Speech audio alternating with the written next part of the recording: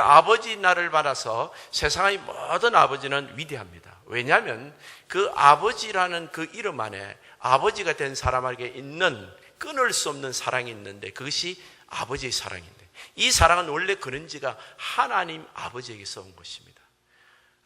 모든 사랑은 우리가 우연적으로 만나서 생기는 사랑일 수가 많은데 그런데 이 아버지 사랑은 거의 본능적이에요. 그렇기 때문에 끊을래야 끊을 수 없는 이 사랑, 지금 인간이 타락하고 많이 허물이 많아서 이 사랑이 많이 부스러지고 끼어지고 엉망인 아버지의 모습이 신문지상에 오르락내리락 해도 아버지는 여전히 위대합니다. 아버지, 그 사람 안에 아버지의 사랑이 있기 때문입니다. 호세아서 6장 4절에는 인간의 사랑을 이렇게 바랍니다. 너희 사랑이, 너희 인애가 아침 구름과 쉬 없어지는 이슬 같다 그랬습니다. 우리 여기 보면 지금 해가 아마 떴을 겁니다. 아침에 안개가 꼈다가 구름이 꼈다가 없어지잖아요. 그죠? 그런 것처럼 인간의 사랑은 아침낮을 잠깐 반짝하다가 없어지는 사랑인 겁니다. 이슬 같다는 겁니다. 없어져 버립니다.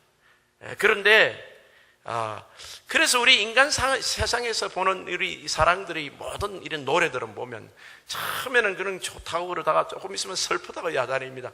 요즘은 청춘 남녀들이 100일 기념을 하더라고요. 나는 돌만 아이들, 어린애들만 100일 하는 줄 알았더만 만난 지 100일 동안 안 헤어졌다고. 그게 굉장히 어려운가 봐요. 석 달 열흘인데. 나 안 해봐서 모르겠어. 그런데 굉장히 어려운가 봐. 그게 그 정도로 사랑하기가 힘들다는 거예요. 청춘 남녀들이 뜨거운 피가 만났는데도 100일 채우기가 힘들다는 거죠. 부부간에 만나면 어떨까요? 다 알잖아요, 우리는. 그죠? 뒤돌아서면 남이야. 그런데 부모 자식 간은 안 그렇다는 거예요. 어머니의 사랑 우리가 알고 있고 아버지의 사랑은 어떤 고난과 비바람도 통과합니다. 어떤 환난도 통과하고 난 후에도 절대로 끊을 수 없고 그칠 수 없는 것이 부모의 자식을 향한 사랑입니다. 그런데 이 아버지의 사랑은 하루아침에 이루어지는 건 아니에요. 온전한 아버지의 사랑, 거룩한 충만한 아버지의 사랑은 점점점 연습을 통해서 훈련을 통해서 만들어져 간다는 것을 알아야 됩니다. 유다라는 사람이 있었는데 야고보의 넷째 아들인데 이 아들이 오늘 탄원하는 장면에 우리가 읽은 창세기 44장 27절에서 45장 1절까지 나타나 있습니다. 이 유다의 탄원이 무엇인가 하면 동생 베냐민, 배다른 형제예요. 요셉의 친동생입니다. 라헬에게서 난 두 아들이 있는데 요셉은 노예로 팔아먹었고 지금 요셉이 자기 앞에 서 있는데도 모릅니다. 요셉이 신원을 밝히지 않았기 때문에 22년 전에 자기 아이디어로 유다가 팔아버린 거예요. 노예로 팔자고 그래요. 죽이는 것, 그건 봐준다. 생명 끊는 건. 죽이는 것과 노예로 생활하는 거의 같은 그런 상태입니다. 그런데 그때 팔아버린 이 유다가 22년 만에 완전히 달라졌습니다. 베냐민을 향한 사랑. 그 유다가 어떤 탄을 하면 요셉 앞에서, 요셉인 줄 모르죠 지금. 그 애굽 제상 앞에서 베냐민을 향한 아버지의 사랑을 탄원하는데 그 사랑이 얼마나 서정적이고 아름다운지 모릅니다.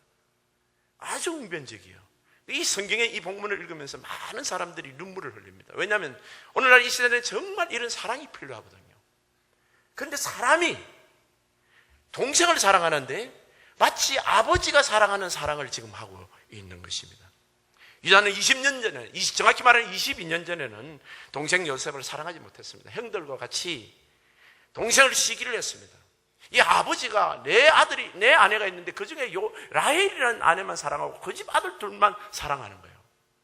얼마나 편애를 하는지 모릅니다. 근데 이 요셉이 채색옷을 입고 떠들고 다닙니다. 형들 허물을 고하기를 하고 꿈이 있다고 그러고 자기는 크게 된다고 형들은 내한테 절할 거라고 그러고 이 미운 소리를 하니까 형들이 이 동생을 죽이기로. 처음에는 구덩이에 넣었다가 봐주자. 그리고 이스마엘 상고들에게 팔아버리는 것입니다. 왜 동생을 죽이려고 했을까요? 왜 동생 요셉을 팔아버렸을까요? 아버지 가슴을 찢어 놓으려고요. 아버지가 너무 미운 거야. 자기들을 사랑 안 해주고 동생만 사랑하는 그 시기심 때문에 형제를 사랑해야 되는 불구함에도 불구하고 사랑해야 함에도 불구하고 동생을 죽이는 것이, 동생을 없애는 것이 아버지 가슴을 찢어놓고 싶은 그런 충동이 있는 거예요, 지금. 요셉의 형들이, 그 10명의 형들이 아버지를 가장 고통스럽게 한 것이 뭐죠? 동생을 팔아버린 거예요. 아버지 재산을 위해서 양을 치고 목장을 치고 잘했죠. 아버지를 거부로 만들었습니다. 그죠? 맞죠? 그게 중요한 것이 아니라는 거예요. 아버지 가슴에 심장에 칼을 박은 일이 있다는 거예요. 그 심만큼 요셉을 노예로 팔은 거란 말이에요. 아버지는 지금 죽은 줄 알고 있고, 동생들도 노예로 팔고 나서 형들도 노예로 팔고 나서 지금 어디 있는지 모르고, 지금 앞에 서 있는 사람이 재상 자기 동생 요셉인지를 모르고 있는 상태입니다. 요셉은 노예로 17살 때 팔려가서 13년 후에 30살에 총리가 됐습니다. 7년 흉년이 들었어요. 그리고 또 바로 이 꿈대로 7년 흉년이 시작을 됐는데, 흉년이 시작된 2회째 이 사건이 지금 일어난 겁니다. 이 본문이 지금. 처음에 그 앞에 곡식을 사러 왔습니다. 10명이 사러 왔어요. 그때 요셉은 자기의 신분을 아직 밝히지 않았습니다. 1차 곡식을 살 때 형들에게 너희들은 정탐꾼이라는 누명을 씌워서 시몬을 감옥에 잡아놨습니다. 그리고 내려올 때 베냐민을 데리고 오라. 베냐민을 마치 안 데려가서 12아들이 있는데 요셉 하나 잃었죠. 베냐민 빼고 10명만 내려온 거예요. 그러니까 요셉이 베냐민이 보고 싶기도 하고, 베냐민에 대해서 이들이 어떤 태도를 갖고 있는지를 보기도 하기로 하고, 시몬을 감옥에 갇혔을 때 형들이 정말 사랑이 없으면 올라갔다가 안 내려올 수도 있는 거예요. 근데 시몬을 구하러 오는지도 볼 것뿐만 아니라 베냐민을 데리고 와서 베냐민에 대해서 이상한 조치를 취하는데, 베냐민이 두 번째 곡식을 사러 갈 때 베냐민이 잘해다 요셉이 가지고 있는 은잔, 그 이방 사람이 점을 치는 아주 귀한 은잔을 넣어가지고 이것이 베냐민이 훔쳐갔다고 누명을 씌우는 거예요. 셋업입니다. 그래서 너희들은 다 가라. 이제 베냐민만 내가 종으로 삼고 내 노예로 삼겠다. 너희들은 다 올라가라. 그랬던 거예요. 왜냐하면 이 베냐민이 형들 밑에서 고생할까 싶어서 22년 전에 자기를 팔았던 그 형들이, 이 동생 베냐민이 특별히 총애를 받고 있을 텐데, 지금 나처럼, 예전에 나처럼, 22년 전에 나처럼 이 애 죽일 것 같잖아, 형들이. 그때 형들이라면 말이에요. 그래서 베냐민을 빼내기 위해서 베냐민을 지금 노예로 잡은 거예요. 이런 상태라는 겁니다. 그런데 유다가 지금 베냐민을 구하기 위해서 호소하는 장면이 우리가 읽은 본문인 것입니다. 22년 전에 아버지가 아들을 잃은 아버지의 고통을 몰랐습니다. 그런데 22년간 유다는 하나 알았던 게 있어요. 그러니까 아들을 잃은 아버지의 고통이 얼마나 크다는 것을 알았던 것입니다. 이것을 알게 된 것은 창세기 37장에 유다가 제안을 해서 요셉을 노예로 팔게 되는데, 그 바로 다음 장에 보게 되면 정말 엉뚱하게도 유다의 이야기가 나옵니다. 성경에 참 놀랐죠. 나머집 아들, 자기 동생이지만은 죽이도록 원수같이 미워했던 배다른 동생, 그 아들을 팔아버린 유다에게 이상한 일이 일어나는 거예요. 아들이 셋이 있었어요. 오난, 셀라라는 세 아들인데, 이 첫째 아들, 둘째 아들이 하나님께 패역해서 둘째 아들 갑자기 죽어버리는 거예요. 자, 아들이 죽어보니까 아들을 잃은 아버지 야곱의 마음을 알게 되는 거예요. 한 명만 죽은 것이 아니라 2명이 죽었습니다. 물론 아들이 못났죠. 아들이 못나서 죽은 건 맞아. 그래도 아들을 잃은 그 유다의 가슴이 찢어지는 거예요. 그런데 그 죄를 자기가 누구에게 저질렀는가 하면 자기 아버지 야곱에게 저지르는 거예요. 동생을 죽이자 그랬고 동생을 팔아먹은 거예요. 그걸 몇 년간 지켜봤는가? 22년간 지켜본 거예요. 22년간. 본문의 27절에 보면, 저희종 우리 아버지가 우리에게 이르되 너희도 알거니와 내 아내가 내게 2 아들을 낳았으니. 자, 아내가 4명이나 있고 자기 어머니 레아도 아내인데 내 아내라고 그럽니다. 지금 라헬만 말하는, 라헬만 자기 아내인 것처럼, 그리고 2 아들만 아들인 것처럼, 얼마나 시기 질투가. 아직까지 아버지는 여전히 요셉과 베냐민을 편애하고 있는 거예요. 편애가 좋다는 건 아닙니다, 여러분. 잘못됐죠, 아버지 쪽에서는. 아버지에게 고쳐야 됩니다. 그런데 아들이 아버지를 볼 때는 22년 전에는 그 편애 때문에 동생을 죽이려고 그랬는데, 지금은 그렇지 않은 거예요. 지금 유다가 이 이야기를 합니다. 우리 아버지에게는 2 아들이 있었습니다. 마치 두 아들만 있는 것처럼 이야기를 하는 거예요. 하나는 내게서 나갔으므로 내가 말하기를 틀림없이 찢겨 죽었다 하고 내가 지금까지 보지 못하는 거예요.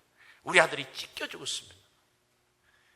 짐승에게 잡혀가고 그 옷에다 노예로 팔아먹고 그 요셉의 옷에 염소 피를 묻히잖아요. 우리 아들이 짐승에게 찢겨 죽었다. 이 찢겨 죽었다 그럴 때 아버지 가슴도 같이 찢어진 거예요. 이 몇 년간 그랬다고요? 22년간요. 유다에게 가장 고통스러운 것은 자기 아들을 잃은 고통도 고통이지만 자기가 팔아먹은 그 아버지 아들 요셉을 볼 때 그것을 생각하면서 아버지가 눈물 흘리며 늙어가는 그 아버지 찢어진 가슴을 22년간 봤다는 거예요. 부모는 자식이 죽으면 가슴에 안습니다. 가슴에 묻는다는 거예요. 보통 것은 우리가 잊어버리잖아요. 누가 죽었다든지 누가 뭐 잊어버렸다고 그랬나 보다 그러는데 내 자식은 절대 그럴 수 없지. 세월이 지나면 잊어지나요? 절대 못 잊지. 왜? 아버지니까, 어머니니까. 부모는 자식을 절대 못 잊는 거예요. 죽어도 못 잊어. 몇 년간? 22년간.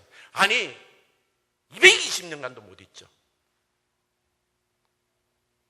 그 고통을 자기도 느끼고 있는 고통이에요. 지금 유다는 두 아들이 죽음으로, 엘과 오난이 죽음으로 자기가 느끼는 생생한 고통을 아버지가 22년간 하고 있다고 생각하니까 자기가 저지른 죄가 이게 얼마나 크다는 것을 알게 되는 거예요. 우리가 내 형제들을 볼 때 남의 집 아들이고 남의 집 식구고 라고 말하는 한에 있어서는 우리가 이 짓을 합니다. 그런데 우리 아버지의 아들이고 내 아버지의 아들이고 내가 아버지의 마음을 알고 아버지의 시선을 가지면 절대 이 짓을 못하죠. 절대 뒤돌아서서 아버지 가슴 찢는 소리 못하는 거예요. 아버지 가슴 찢는 짓을 못하는 거죠. 근데 유다는 22년간 이것을 훈련을 받았습니다. 그리고 유다가에게 가졌던 한 가지 마음, 아버지의 고통을 아는 마음, 아버지의 사랑이 무엇인지를 아는 거예요. 그게 우리 신앙의 성수는 형제를 사랑합니다, 누구를 사랑합니다, 당신 사랑해요, 뭐 이런 수준의 부부간의 사랑조차도요, 사실은 이게 거룩하게 업그레이드 돼야 됩니다. 승화돼야 됩니다. 그저 그냥 당신이 좋아서 사랑하고 당신이 능력이 있으니 사랑하고 이뻐서 사랑하고 이런 식의 사랑이면요 곧 사라지는 거예요. 근데 이것이 하나님 아버지의 사랑, 그의 육신의 부모의 사랑, 아버지가 자녀를 향해서 가지는 사랑으로 승화가 된다면 그 사랑은 영원히 없어지지 않을 사랑이 되는 것이. 우리는 부모에게 갚을 수 없는 빚을 집니다. 보통 갚을 수 있을 때 속건제라 그러는데 120% 갚아주면 돼요. 근데 지금 요셉을 팔아버렸어, 유다는. 이거 어디 찾아올 수가 없는 거야. 찾아와가지고 이게 좀 갚아보려고 그러니까 이게 좀 요셉이 있어야 말이지. 지금 앞에 서 있는데도 모르는 거예요, 사실은. 갚을 길이 없는 거예요. 22년 전에 저지른 그 일을 말이에요. 그래서 오늘 본문에 보게 되면 29절에 보면 너희가 이 아이도 내게서 데려가려 하니. 근데 애굽 제사로 곡식을 사러 2차로 내려갈 때 베냐민을 데리고 오지 않으면 곡식을 주지 않겠다 그랬어요. 근데 가뭄이 계속되니까 요셉은 알았죠. 반드시 곡식이 없으면 사러 내려온다는 걸.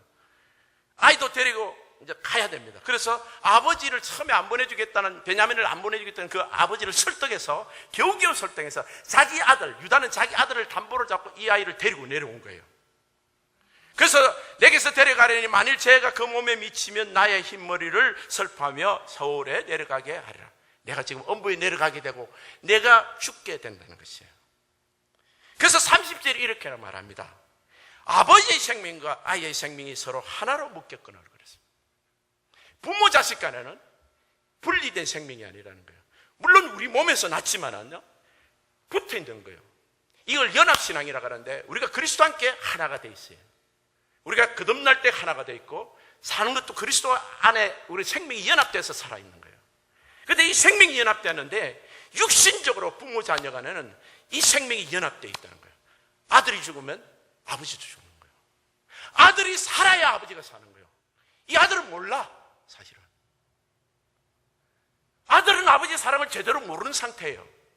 그래도 분명한 것은 아들이 살아야 아버지가 살고 아들이 죽으면 아버지도 죽는다는 거예요. 나는 자식 없이는 못 사는 거예요. 자식이 죽는 꼴 절대 못 보는 거예요, 부모는. 그것이 우리 육신의 부모인 우리 아버지 어머니에게 다 와 있는 거예요, 지금. 내 자식에게.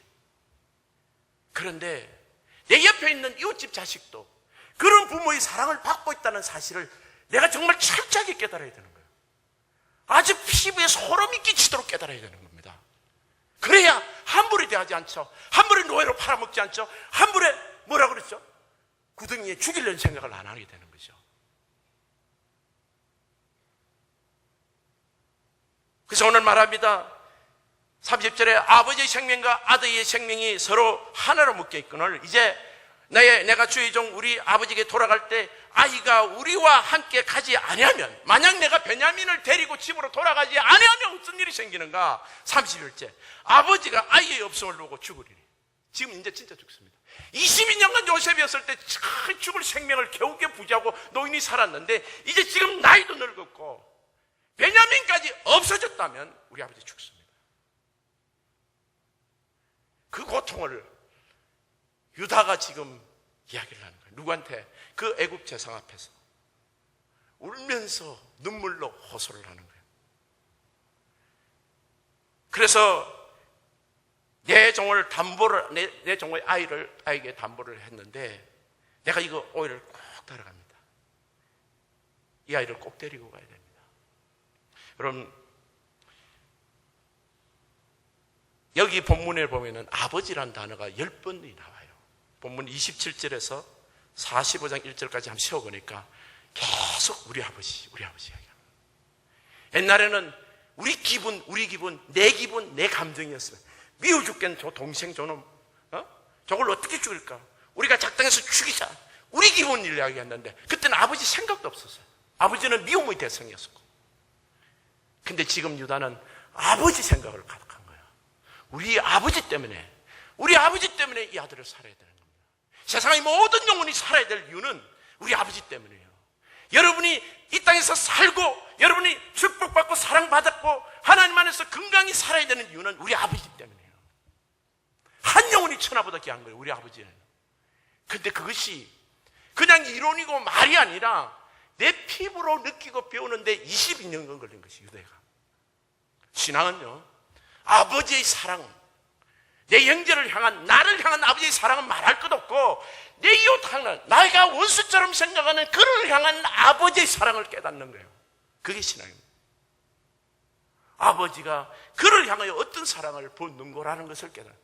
독생자 예수 그리스도를 주기까지 하나님 세상을 이처럼 사랑하사 독생자를 주셨으니 이는 저를 믿는 자마다 멸망치 않고 영생을 주셨습니다. 그랬습니다. 영생을 주시기 위해서 자기 아들을 주기까지 우리를 사랑하신 아버지의 사랑이 우리 십자가와 부활의 사랑인 거예요. 그런데 아버지의 사랑에는 반드시 희생이 있습니다. 아버지의 사랑은 말로만 하는 것이 아니에요. 얘야 너 사랑한다 그러면서 학비 안 대주는 아빠가 없다는 거예요. 물론 경제적으로 어려워서 우리가 로언을 할 수도 있지만 능력이 있다면, 능력이 있으면서 안 대주는 아버지는 없다는 거예요. 아버지라는 것은 반드시 어떤 희생을 합니다. 말보다도 삶으로 헌신하시는 것이 아버지예요. 하나님 아버지는 우리를 사랑하셨습니다. 죄인들이 멸망하게 됐어요. 하나님이 이 세상을 이처럼 사랑하사 독생자를 주셨어요. 왜? 아들을 살리기 위해서, 우리를 살리기 위해서 자기 아들 독생자를 죽이신 거예요. 그리고 대속하신 것입니다. 아버지는 우리를 살리기 위해서 아버지 자신이 대속하신 것과 똑같은 그런 상징적인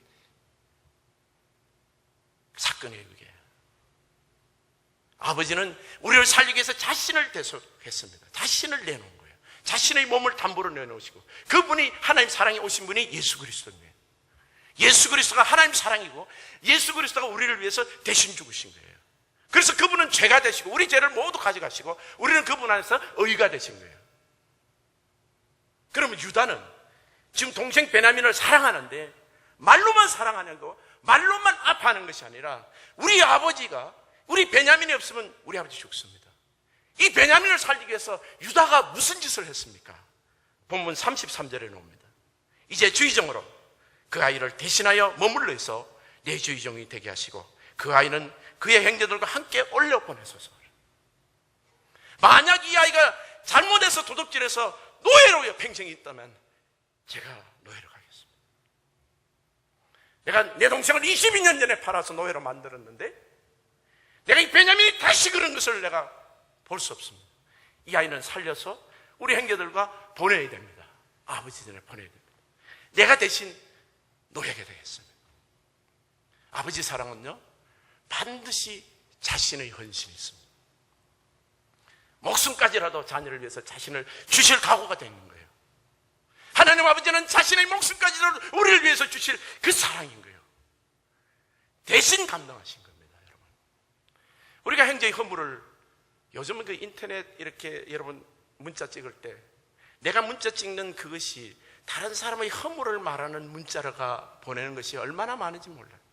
나쁜 소문은 그냥 그것도 거짓말인데도 삽시간에 퍼져요. 신문지상이 전부 사람 정죄하는 이야기들이에요. 누군 나쁘고 누군 도둑질했고. 그거 보면요, 마치 이 세상에는 아무도 사랑받지 못할 사람만 사는 것 같아요. 우리 아버지는 그렇게 보시지 않는다는 거죠.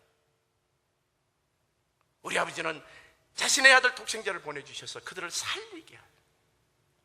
하나님의 교회와 하나님 가정에 이 공동체가 꼭 가져야 될 자세는 누구의 허물을 잘못, 맞아요, 그 잘못했어요, 그렇게 못났어요, 그리고 가늠한 자가 현장에 붙들렸어요, 그렇게. 예수님께 가니까 예수님이 너를 정죄한 자가 누가 있느냐? 없나이다. 나도 너를 정죄 안 한다. 그 정죄 안 했다고 끝납니까? 예수님은 그 다음에 그 여인을 위해 대신하여 십자가에 자신이 그 죄를 대속하셨어요. 이 헌신과 희생이 반드시 필요하다는 거죠. 여러분, 교회 진정한 봉사는 뭡니까, 여러분? 형제를 대신해서 내가 희생하는 거예요. 형제의 허물을 대신해서 내가 매를 맞는 거라고요. 가정의 진정한 헌신이 뭡니까, 여러분? 하나님 아버지의 사랑을 헌신하는 것은 아내의 허물을 내가 지적하고 화를 내고 조롱하는 것이 아니라, 남편의 허물을 내가 멸시하는 것이 아니라 그 허물을 내가 감당하는 거예요. 내가 대신 매 맞는 거예요. 내 죄라고요. 유다가 지금 베냐민을 위해서, 베냐민이 도둑질해서 지금 노예가 됩니까? 제가 되겠습니다. 제가 베냐민 대신 노예할게요. 근데 이 고백 때문에 45장 1절에 보면 요셉이 시종하는 자들 앞에서 거정을 억제하지 못하여 소리질러 모든 사람을 자기에서 물러가라 하고 우는 거예요. 요셉이 여러분 지금 애굽의 세상이면 지금 미국에 말하면 국무총리, Secretary of State, 국무장관인가? 그 대통령 그 다음에 2인자입니다. 천하를 다 가지고 호령하는 때에 왕도 헛수합이었어요. 요셉이 그 충년을 지금 통치하기 위해서요, 곳곳마다 곡관을 지어놓고 애굽 모든 백성들이 요셉을 찾아오는 천하의 장관 중에 지도자였습니다. 그 사람이 뭐 하실 게 있나요? 그렇게 권력 갖고 돈을, 그 사람이 무엇 때문에 이렇게 통곡을 하나요? 사람이요, 우리가 꼭 치료받아야 될 상처가 있어요. 그것은 그 사건을 통해서 그 현장에 가서 치료받아야 되는 거예요. 22년 전에 동생들, 형들이 파는 그 형들이 너무너무 크게 상처가 된 거예요. 자기가 좀 미울 수 있어. 자기를 좀 쉬게 했다 하더라도 어떻게 죽일 생각까지 하는가? 이 철없는 형들이 동생을 죽일 생각까지 하더라고. 노예로 팔아먹더라고요. 누가 좀 미워, 그죠? 좀 미워. 그렇다고 어떻게 죽일 생각까지 하냐 말이야. 없어졌으면 좋겠다는 생각까지 하느냐 말이야. 내 눈에 사라졌으면 좋겠다는 생각까지 하느냐 말이야. 밉다고 말이야. 그게 22년간 요셉에게 고통인 거예요. 총리가 됐는데도 늘 꿈자리에서 눌리는 거예요. 그래서 형들이 마치 와서 그 형들 앞에서 정말 아직까지도 그런 사랑을 하고 있는가? 그렇게 나를 미워하고 있는가? 만약에 그렇다면 22년 전 우리 집안은 이 소망이 없는 집안이에요. 이게 무슨 하나님의 공동체며 하나님 믿는 사람들의 공동체입니까? 이게 무슨 하나님의 교회입니까? 그러면서 무슨 사랑을 이야기합니까? 그런데 오늘 유다가 그 동생을 판 것을, 요셉을 판 것을 회개하는 거예요. 그리고 베냐민을 향한 그의 사랑을 보니까 이게 자기 목숨이라도 내놓고 만약에 22년 전의 나였다면 내 대신 죽을 수 있는 행위 유다의 행위였구나 라는 사실을 그 자리에서 고백을 듣는 거예요. 자기가 누군지 모르는 애굽 제상이 형의 사랑의 고백을 듣습니다. 우리 베냐민은 우리 아버지가 아무리 편애하고 해도, 이 아이만 사랑해도 시기질투의 대상이 더 이상합니다. 우리 아버지가 아들을 사랑하는 사랑이 얼마나 지극한지, 아버지의 사랑이, 이 아들을, 동생을 보면 아버지 사랑이 얼마나 위대한지를 알 수가 있습니다. 이 아들은 죽으면 안 돼요. 차라리 내가 죽을게요. 십자가의 사랑이에요. 차라리 내가 대신 벌 받을게요. 십자가에 대속하신 하나님의 징계예요. 내가 그걸 하겠다고 할 때 요셉이 엉엉 울었어요. 행복한 눈물입니다. 사랑하는 성도 여러분, 이 세상의 모든 사람은 이 사랑을 기다리고 있습니다. 우리도 마찬가지죠. 인생을 살다 보면 곳곳에 상처가 있어요. 근데 그 상처가 어떨 땐 돌이킬 수 없는 상처고, 이게 어떻게 될까라는 그런 고통 속에 있을 수가 있네요. 근데 우리가 정말 우리가 알아야 될 사랑이 이 아버지의 사랑이고, 우리가 실천해야 될 이 아버지의 사랑이고, 우리가 또한 받아야 될 사랑이 아버지의 사랑이에요. 우리가 이 땅에 살면서 하나님 아버지로부터 이 사랑을 받았으니, 우리가 예수 그리스도에서 이 사랑을 우리가 받고, 이 사랑이 점점 성숙해서 이제는 모든 사람에게 내 자식뿐만 아니라 나의 혈연뿐만 아니라 영적으로 예수 피로서 맺어진 이 영적인 혈연의 이 자녀들까지도 내가 아버지의 마음으로 가지고 대하는 것이 필요하다. 사랑하는 성도 여러분, 우리 모두에게 아버지의 사랑이 필요합니다. 이 세상의 아버지뿐만 아니라 모든 사람이 하나님의 사랑이 아버지의 사랑이에요.